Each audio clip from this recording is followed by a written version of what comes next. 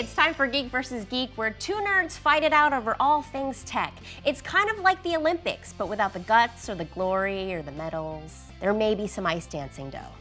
Keep your eyes on this one. Well, you've probably noticed we got a little upgrade over the break. Our brand new Geek versus Geek studio. Yeah, it looks great. Yeah, but with the same talent. Dave is the editorial director of eHowTech and the author of 36 books. Rick writes about technology for CNET, eHow, and elsewhere. He's also the author of The Cheapskate Rules, 21 Easy Money-Saving Tech Secrets. First up, we've got our segment, Worth It, where we take a look at a gadget that's been getting some buzz, but we're not sure if it's worth the investment. Guys, what are we talking about today? So this is the Revolve. It is a home automation gadget or a smart home gadget. A lot of people already have stuff in their house like a Sonos music system, the Nest thermostat, which I think we've talked about here on the show before. And all of those devices require different iPhone apps. So you have all these apps on your phone. This consolidates them all to a single app that you can do really smart things. You can program it so when I leave the house, it can automatically lock my front door, turn off the lights, and turn the thermostat down. And when I come home, it'll see me coming, unlock my front door, turn the lights on, turn the heat up, start playing my favorite music. It'll see you coming. Yes, can I please take issue with that? Because this little thing, which I don't understand why this looks this way, but this doesn't see anything. It does not see you coming. Yes, it makes you cry because you spent $300 on it. If you already have some of those home automation tools, you know, like a Nest and a Sonos and automatic door lock or something, adding this is worth it because it'll let you take control over that stuff in a more comprehensive way. So it'll tie all your existing home automation doodads together in one. Right, but if you don't have all of those things I just talked about, then there's no point in getting this because it doesn't add anything. How many of these gizmos do you have to have before this becomes worth having?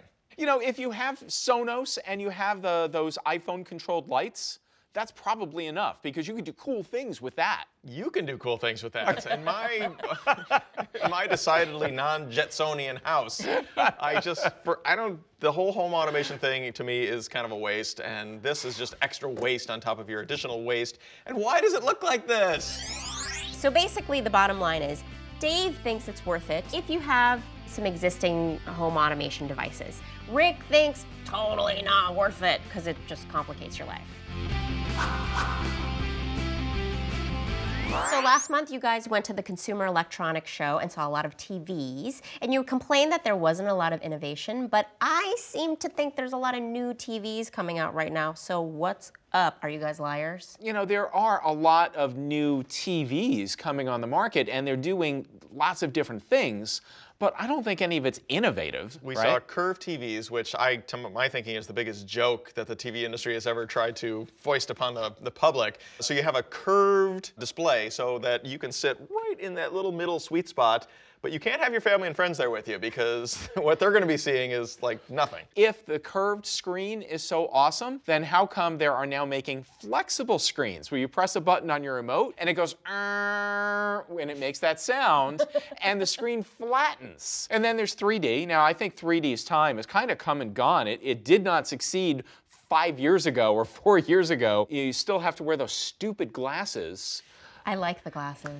There are new 3D TVs coming, and we saw them last year at CES. We saw them again this year at CES that are glasses-free 3D televisions. You can sit in front of it, see the 3D effect, but I tried a few this year, and the quality is still on par with those old 3D toys that you would have had as a kid. It's not good. Do you think that would make the difference, though, in it catching on in the home, if you could do away with the glasses and just have the 3D? What would make the difference actually is if it was holographically projected right here in the middle of the room. Yeah. Not a screen, but it's just right here. Princess Leia on this table. So all that's really left is more resolution. The 4K TVs, which are about 4 times the resolution of HD. And then there's even 5K, and we saw 8K TVs at the show. It's like a marathon. We're just packing more pixels in. We're not making TV better, we're not innovating. I suppose the innovation that we're seeing with 4K TVs is that the prices are starting to come down. I think Vizio announced a $9.99 4K TV of maybe like 50 or 55 inches.